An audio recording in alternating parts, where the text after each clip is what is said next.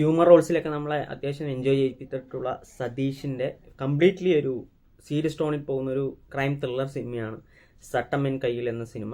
എനിക്ക് സിനിമ വളരെ ഒരു ഡീസൻറ്റ് വാച്ചായിട്ട് അനുഭവപ്പെട്ട ഒരു സിനിമയാണ്.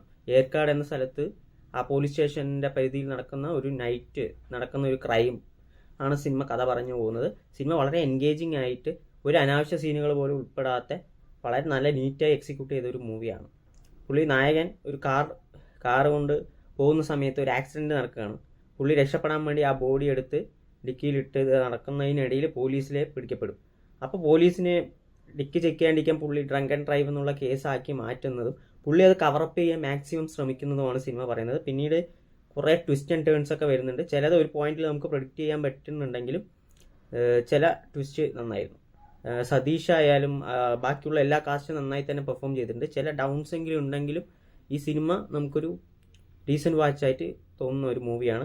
സോ നിങ്ങൾ തീർച്ചയായിട്ടും ഒരു ക്രൈം ത്രില്ലേഴ്സ് ഇഷ്ടപ്പെടുന്നവർക്ക് തീർച്ചയായും കാണാൻ പറ്റുന്ന ഒരു മൂവിയാണ് സട്ടമെൻ കയ്യിൽ. അപ്പോൾ നിങ്ങൾ കാണുക, ഒരു നല്ലൊരു മൂവിയാണ്. നമ്മൾ പുള്ളിയുടെ നിന്ന് എക്സ്പെക്റ്റ് ചെയ്യാത്തൊരു നല്ലൊരു മൂവിയാണ്. പുള്ളി അത്യാവശ്യം നന്നായി തന്നെ പെർഫോം ചെയ്തിട്ടുണ്ട് സതീഷ്. സോ കാണുക, നിങ്ങളുടെ അഭിപ്രായങ്ങൾ കമൻറ്റ് ബോക്സിൽ അറിയിക്കുക.